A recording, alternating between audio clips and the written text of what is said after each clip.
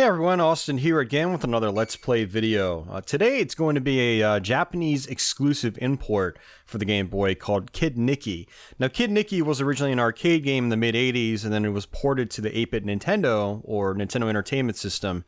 The NES version is heavily based on the arcade game as far as what I can tell. However, the Game Boy game seems to be like a brand new creation just for the Game Boy. It's called Kid Niki, but it feels like it's quite different from the arcade and NES originals, which is cool. I like that there's a sort of like a game in the franchise that's a little bit different. So Kid Niki on the Game Boy is a side-scrolling platformer. By pressing B, you've got this short-range attack here, and you can also jump by pressing A. What's really nice about the jumping in this game is that if you hold down the button, you actually go really, really high. You can sort of control the height of your jump, and I like that very much. There's a couple of platforming sections later on in the game that really make use of that. You can also duck like this. Unfortunately, there's not really anything else you can do when you duck, and when you do attack when you're ducking, you just do your regular attack. So something to keep in mind, there are some projectiles later on in the game that you have to duck under. You've got these kitsune-looking figures that come after you, and you have these blocks. This is new compared to the arcade game, and a lot of times they drop these little icons here you can pick up, and it looks like they disappear if you don't grab them in time. If you get 100 of those icons, you get an extra life at the end of the stage. And sometimes those icons will be doubled up, and so they'll provide you 2. And there are these blocks here as well. Some of these blocks you can just push over and over, and they just keep dropping point icons. Not point icons. Well, they do give you points, technically, but again, if you get 100, you get an extra life. Very much like, say, coins in a Super Mario Bros. Game or a Sonic game. Now, you've also got these shurikens, which randomly drop, and they just shoot automatically, unfortunately, and you can only pick up to 10, and that's it. You've got these hidden doors in each level. I'm pretty sure there's one in every single stage in the game, and if you walk through, it's just a quick little bonus round. It's kind of like the pipes in Super Mario Bros., where it's just bonus stuff. It's not really much of a threat down here. There's pretty much 0 enemies and 0 threats down in these little bonus areas, but if you're trying to rack up a bunch of extra lives, you definitely want to go through all these doors that you can. And what's nice is when you go through the doors, is all the blocks on the screen reappear, so you can try to grab the power-ups again if there's any inside of them. Sometimes there's an extra life, you can collect the extra life again. A lot of times they have these little icons, which again, 100 is an extra life. So, Kid Niki actually is not a very difficult game. I actually, believe it or not, just played it for the very first time tonight. Basically on my first playthrough, I beat it on my first try, using all 5 continues that the game gives you. And then on my second playthrough, that was a bonus icon actually right there I just picked up. So it says, let's try bonus game. And you can try to earn an extra life or 2. Look at that, 2 lives, that's good. But yeah, my first playthrough, I basically used up all my continues, beat the game. And then on my second playthrough, I just beat the game without continuing. And then I went through it a 3rd time. And this is technically my 4th time going through the game tonight. These blocks here, you cannot destroy. But yeah, it's actually a pretty fun game. It's a little tricky when you first play it, a little unconventional with how your attack functions and how these blocks operate. There's some troll blocks later on in the game that spawn enemies out of them. You guys will see exactly what I mean once we get there, and I'll explain that later on in the Let's Play. But yeah, it's a pretty neat game. I like it. A little unconventional with how, like, these blocks operate, how the bonus levels work and appear and so forth, and, you know, your attack is a little slow. When you attack in this game, you're just stuck in place, so it's not like you attack really quickly or anything. So it requires a little bit of thought before you just go around and just start attacking stuff. Same with the platforming. The platforming is, can be a little tricky later on in the game as well, and you guys will see exactly what I mean once we get farther along into this relatively short adventure. So there's only 4 worlds in this game. There's only 4 levels per world, I believe. I think it's 4. It might be 3, but I'm pretty sure it's 4. So very much like Super Mario Land, it's not a very long game. It's actually kind of interesting it wasn't longer, because it did come out about a year or so, year and a half after, maybe even 2 years after Mario Land. And so another bonus icon. These bonus icons come out at varying angles and patterns and so forth. So, but you definitely want to try to grab all of them if you want to really boost your life count.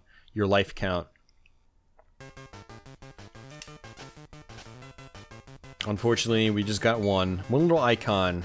Sorry, it apologizes to me. So basically, it tells you there that if you get 100, you get an extra life. And once you actually meet that criteria, it actually counts down at the end of the level screen. These little crab things you can't kill until they come up and appear. Extra life.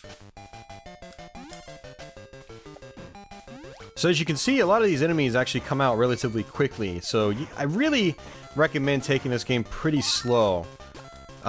Because of how fast the enemies come out. Now, if I want to, I can try to get some extra power-ups here. Let's go ahead and go through this door. Because when I come back out of this door, all those other blocks are going to reappear, which means I can try to pick up some extra icons. If you're playing for score, the little item drops, they actually give you points as well. I think it's like 100 points for each one, so... You know, something to keep in mind if you're trying to get a big score in this game. Yeah, they're each 100 points. They're 100 points each, and they work towards an extra life, so can't really complain that much.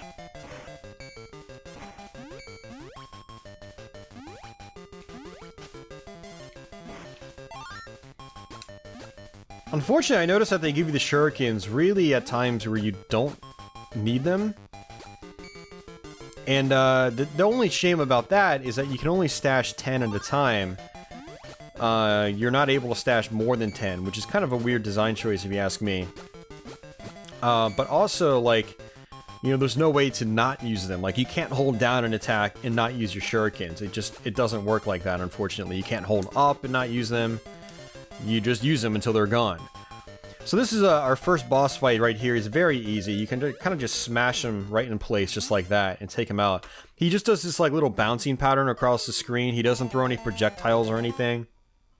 When you die in this game, there is a checkpoint system though, so you do get pushed back to another point in the level. Man, 2 extra lives. I'm doing pretty well with these bonus stages. I think the item rotation is actually randomized. Like the placement of the items is randomized. So I haven't figured out like a rhythm or rhyme to that bonus stage. You just gotta get lucky or you don't, it seems like.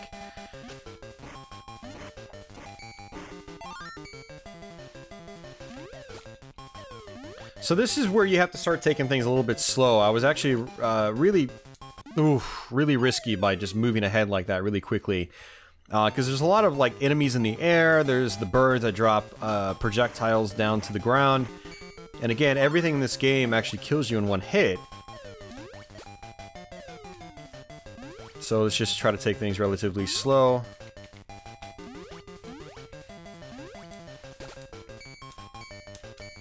And I'm just going to take this top path to avoid those enemies. These little clouds with semi-faces on them, they shoot projectiles up, so you just kind of want to wait.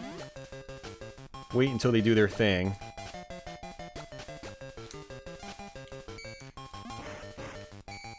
And that's another bonus area. So we've got 109 or over that now icons. And so at the end of this level, it's going to count down 100 of those and then give us an extra life. And then the difference is going to remain in our inventory, which is pretty cool. It's not just going to count down all of them. It's going to count down the 100 that we need, and then that's it. It's going to give us the extra life and then just let us keep whatever's left over. So in the very beginning of game, I highly recommend going through and destroying every block you can find, because it's going to make life a lot easier when you play this game. In level 3, you can start being a little more cautious about hitting the blocks, because that's when like these little tanuki enemies appear, and they'll pretty much just chase right after you. We get the bonus icon. And you guys, again, will see what I mean once we get to level... I think it's level 3-2 is when they start appearing. We got 10, not bad. It's better than 1. I'd prefer extra lives, but, you know, getting some point icons isn't bad either. So see, it took away 100, but we still have 38 left over.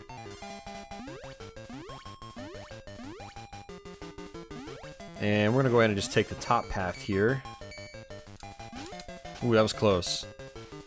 Just wait for these guys to shoot their projectiles.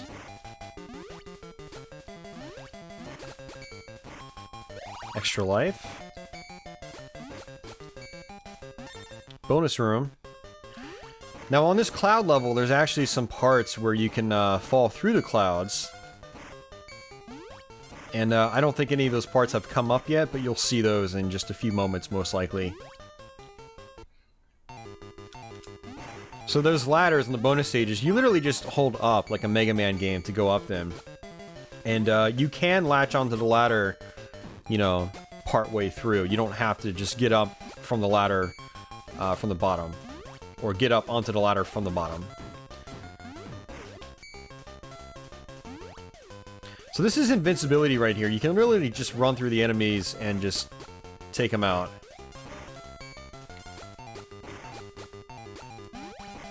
Getting a little greedy right now, though. I'm trying to get all the bonus icons and so forth. Another bonus icon. There we go. So we get to try another bonus game.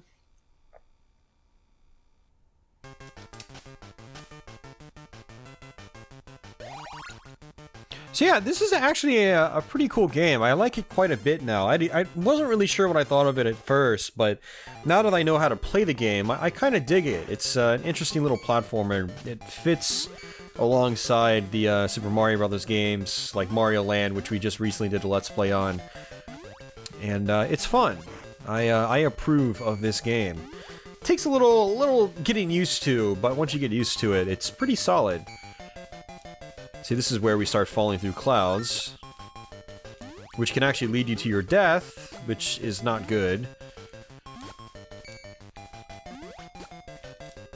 Let's try to get back up top here. And then just fall right back through.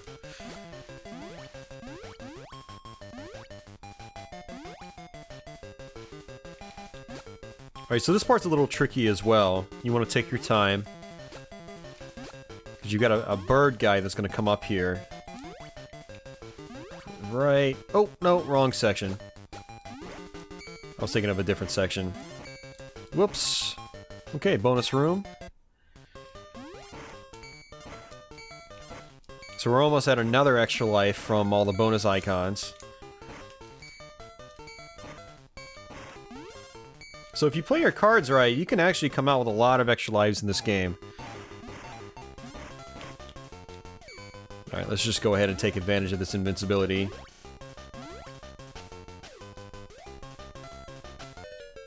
Oh, boss time. Okay, so this guy, you gotta let him go do 2 passes and then try to hit him on the way down. Just like that. Now, the hit detection in this game on bosses is really, really weird. Like, if I hit his cloud, it wouldn't have done any damage, and he would have just kept moving, and he would have hit me, and I would have died. Another extra life. Man, look at that. Last time I played this game, I was getting really unlucky. I was just getting the little items, and that was it. Alright, so it looks like there's only 3 levels per world, whereas in, well, it was basically the same way in Super Mario Land. So... Alright, so this level we can go ahead and just try to take out as many blocks as we can with, you know, little regard. But, the next level we have to start watching out for these enemies that appear. Now, this is actually a pretty tricky section right here as well, with this snake. The snakes actually just shoot these projectiles. Oops. See, I was trying to demonstrate the projectile, but that other Kitsune guy just came out and just swarmed me, unfortunately, so that was bad. So that little drop right there into the snake is actually one of the trickier parts that I have encountered so far in this game. Of course, we've got invincibility now. It doesn't really matter that much. So let's just skip all these guys. Might as well. So this is a relatively tricky part too. You gotta wait for this these gaps to open, otherwise you get pushed down into the fire or the water, whatever it is.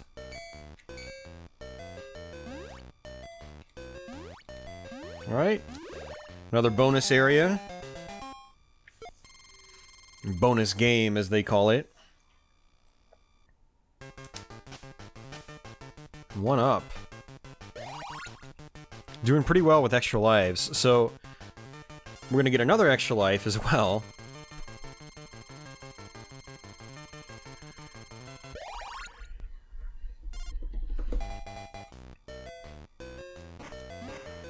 Alright, so this is where it gets a little tricky.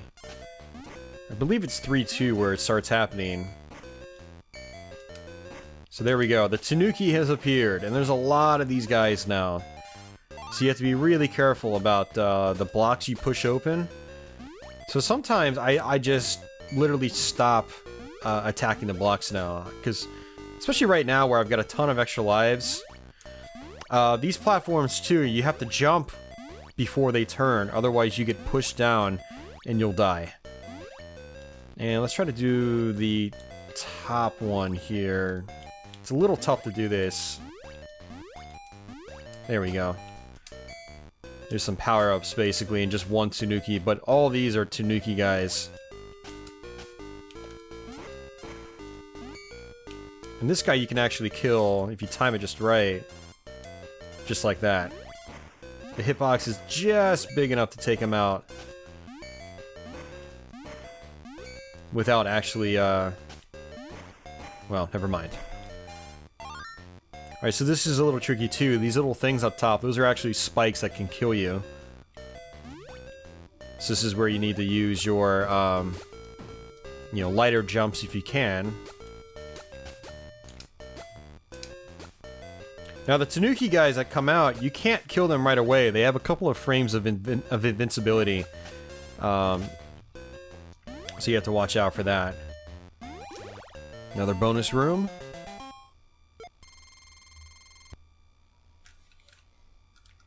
So overall, we're actually doing really well, surprisingly. I mean, we're up to 13 lives now, which is kind of crazy.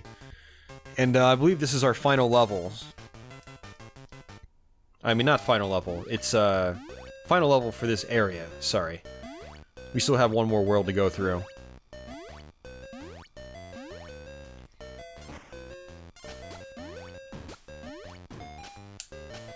So that part right there, you really want to try to take out that snake first and not worry about the blocks. Because what happens is, if you let the snake get to the edge, it'll actually stay at the edge. It doesn't continue to move back. And what happens is you try to jump over the snake, and then one of the Kitsune guys comes out and kills you when you try to turn around and attack the snake. It's a little confusing to describe, but here's an extra life. This is actually a good section to die at because there's always that extra life that reappears, which is a nice little bonus. And again, we're just gonna skip a lot of this stuff.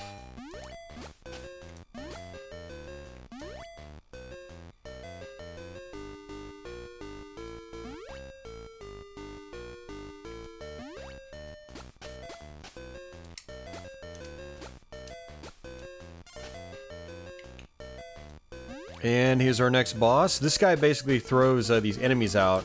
You kill the enemies, and then he becomes vulnerable. Just like that. And just rinse and repeat. No boss in this game is terribly complex. It's just about getting the patterns down and being careful. I say being careful because you die in one hit. There's no shield power-up, there's no health bar, there's no nothing. So, it's always one-hit kills in this game. So you have to be quite careful when you're playing these bosses.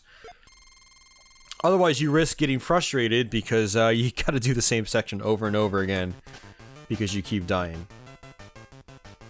Alright, so now we're on to the last set of stages. Again, there's only 4 worlds in this game. 3 levels each.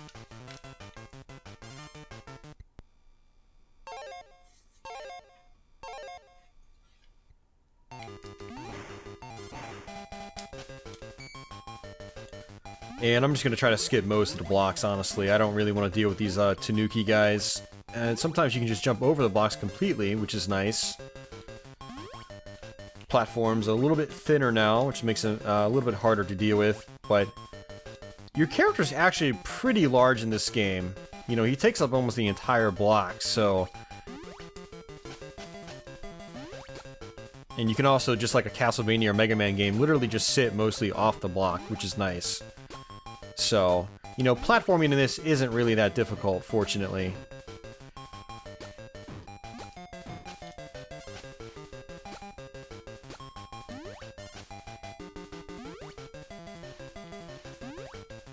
Alright, end of this level. And bonus icon, got it.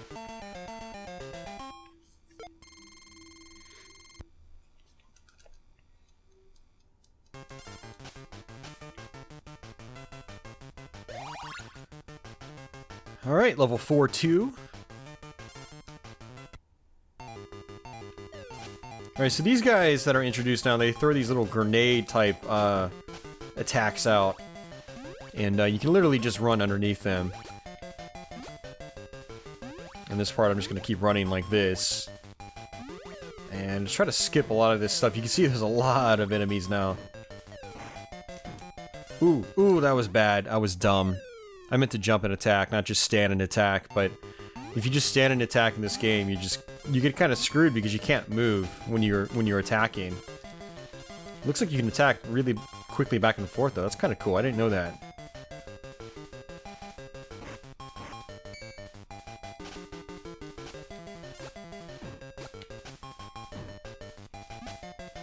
And these guys take 3 hits as well.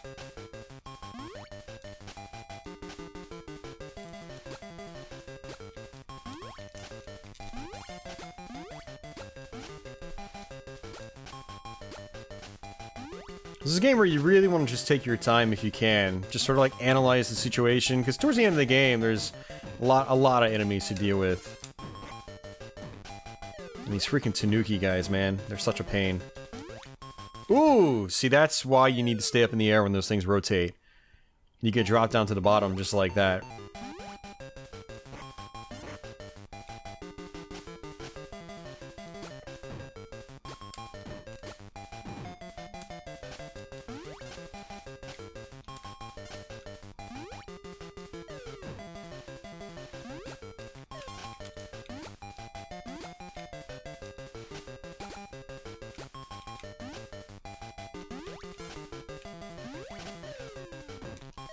Oh, that was close too. Alright. We're gonna take these guys out with some shurikens. Some throwing stars. Alright, that works.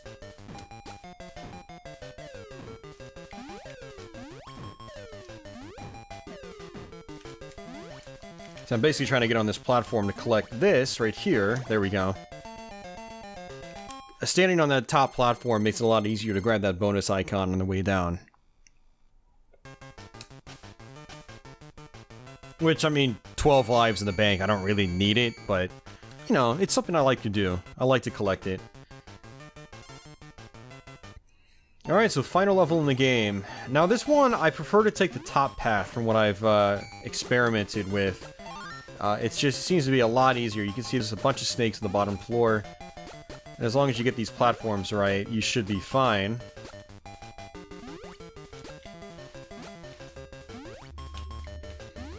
We're actually close to the end already. This is the main checkpoint if you die at the boss.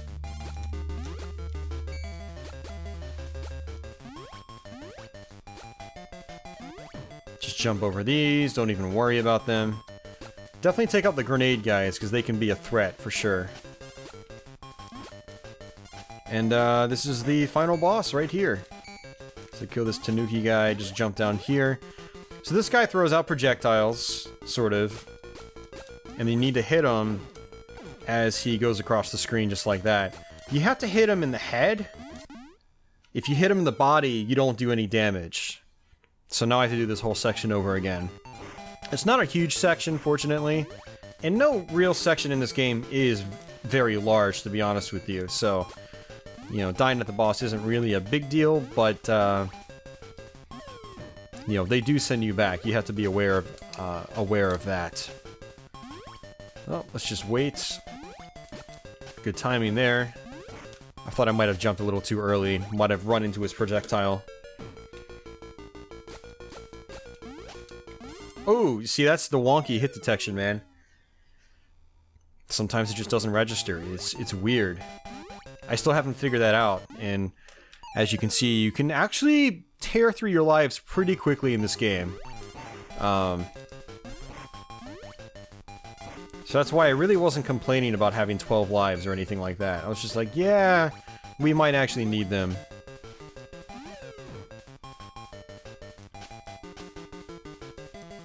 I think there's actually a bonus room in there too, but I don't really care that much.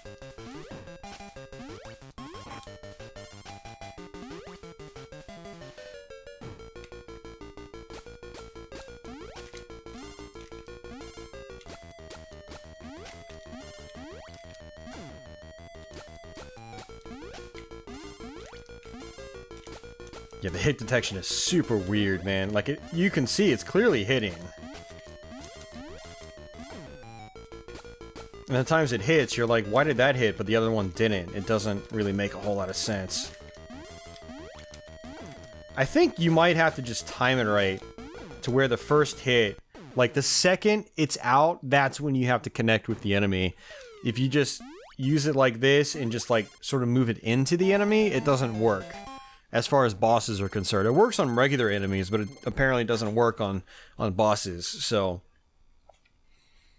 and here's the last part of the game. And what's actually kind of funny about this is you can actually miss there, and she basically falls into the pit, and your character's like, oh, I'm sorry! That's actually what happened the first time I beat the game, and what I think happens is, I think that occurs if you use up your continues, which is what I did on my first playthrough. But it hasn't happened since in the other 3 playthroughs I've done. So, but yeah, that's Kid Niki, guys, for the Game Boy. It's kind of an interesting game. It's fun. It can be a little frustrating on a first-time playthrough, just learning the game and trying to figure out how everything works.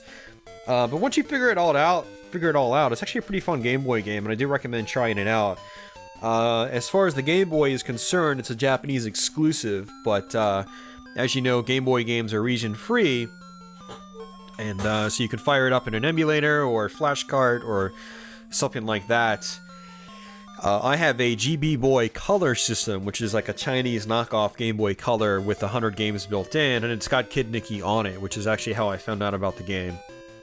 So there's a variety of different ways to play this game, and it's fun. I recommend checking it out.